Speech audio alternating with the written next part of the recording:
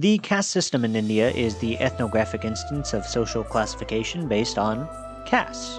It has its origins in ancient India and was transformed by various ruling elites in medieval, early modern, and modern India, especially in the aftermath of the collapse of the Mughal Empire and the establishment of British colonial rule. Between 1860 and 1920, the British incorporated the Indian caste system into their system of governance, granting administrative jobs and senior appointments only to Christians and people belonging to certain castes. Social unrest during the 1920s led to a change in this policy, and caste was no longer used by the colonial authority to functionally organize civil society. This reflected changes in administrative practices and understandings of expertise. After the 1920s, the colonial administration began a policy of positive discrimination by reserving a certain percentage of government jobs for the lower castes. When achieving independence in 1947, India enacted many affirmative action policies for the upliftment of historically marginalized groups as enforced through its constitution. These policies included reserving a quota of places for these groups in higher education and government employment.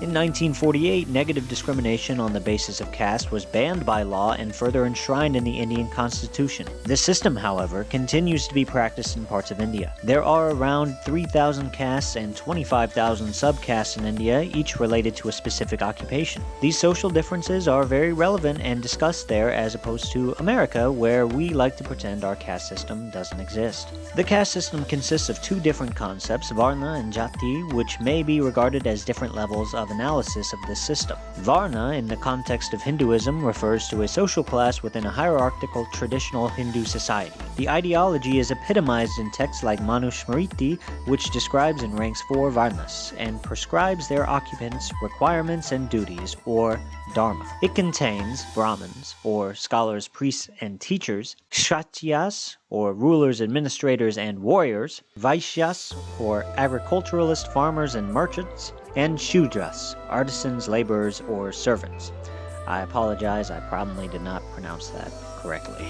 This quadruple division is a form of social stratification quite different from the more nuanced system of jatis, which corresponds to the European term caste. Jati is the term traditionally used to describe a cohesive group of people in the Indian subcontinent, like a tribe, community, clan, subclan, or a religious sect. Under the Jati system, a person is born into a Jati with ascribed social roles and endogamy, i.e. marriage taking place only within that Jati. The Jati provides identity, security, and status and has historically been open to change based on economic, social, and political influences. With the passage of the Hindu Marriage Act of 1955, interjati and intervarna marriages, which together constitute what is colloquially referred to as intercaste marriage, are now legally sanctioned in Hindu-majority India. In practice, however, intercaste marriage remains rare and Indian society remains highly segregated along jati lines.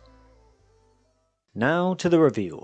But before that, let me get to the drink I'm drinking so that I can talk in front of a camera. Now, the drink this week is very exciting. It's called Bananina, which is a banana-flavored soda from Honduras.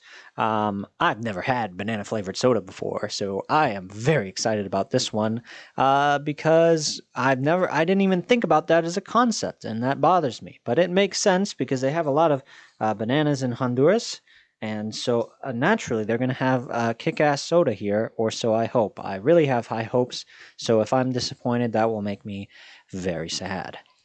So that is what I'm going to have now. Bananina. Cheers.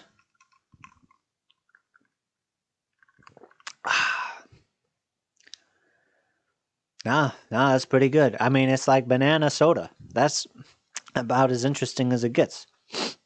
I'm gonna call that scrumptious. Even. In Mumbai, Nurse Prabha's routine is troubled when she receives an unexpected gift from her estranged husband. Her younger roommate, Anu, tries in vain to find a spot in the city to be intimate with her boyfriend. The film explores the bond between these nurses and others as it travels around the city of Mumbai. This is a film that built upon itself for me, and one that only got better as you delve into these characters. At the beginning, I was a little nervous that this wasn't going to be as good as everyone was saying it was, mostly due to a personal preference against the overuse of handheld cam as a style of cinematography. For those of you who don't know, handheld cam is a unsteady form of filming that's typically used to capture chaotic environments. It's exactly what the name implies. If you're holding a camera in your hand, then it's naturally going to be a little shaky as you're trying to get everything on screen. It's a perfectly valid form of cinematography, but not one that I gravitate towards personally. I like it in certain moments, but not for the whole story. The beginning had some great establishing shots, but I had resigned myself to the opinion that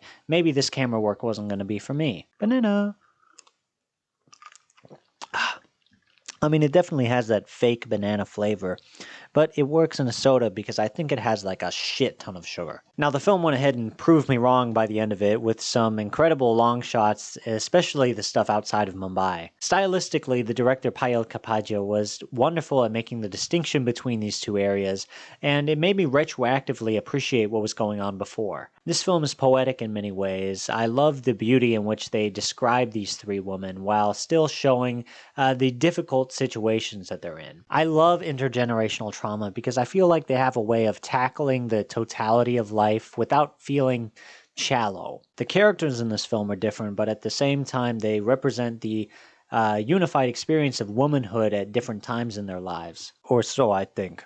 And so, of course, this movie relies a lot on the performances of these women, which they aptly deliver. The lead of the film, Kani Kuskriti, did a great job of acting under the surface. There were a lot of moments where she does things that can be considered unlikable, but because of the way Kuskriti approaches the conversation, we understand the situation she's in. Her frustration is never an act of villainy, it's always handled in a very empathetic tone. I think some of the most pleasant parts of this film are her reflections on her past life. This is actually good, man.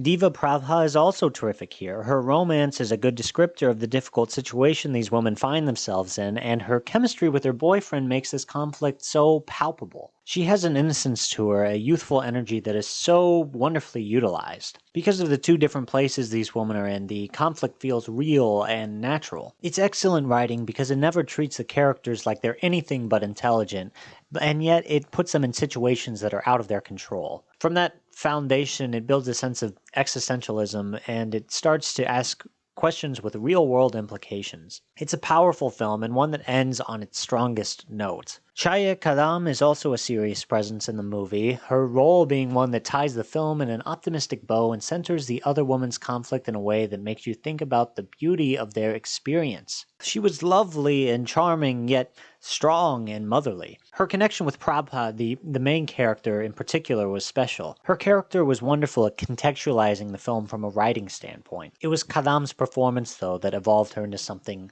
bigger. And again, I just want to reiterate the care in which Kapadia put into the environments that she was working with, from Mumbai to the village she was working in. The description of Mumbai by a series of characters at the beginning and the end of it was a wonderful choice and was hugely successful. And just like the rest of the film, the ending had me appreciating what was coming before it. So that's my take on this film. It was incredibly acted and had three characters that will certainly be sticking with me. It not only recontextualized the way I see India's caste system, but it showed something about the universality of women's experiences throughout the world, so far as I believe.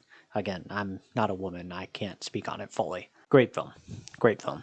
I'm going to give this one an Oogway. It's one of those films that gets better as I write about it, which is good. Sometimes it goes the other way. But yeah, that's going to do it for me. I'm just going to be here with the rest of my banana soda. I've been starting to get giant tubs of soda for like shooting purposes, but now I just have a shit ton of banana soda.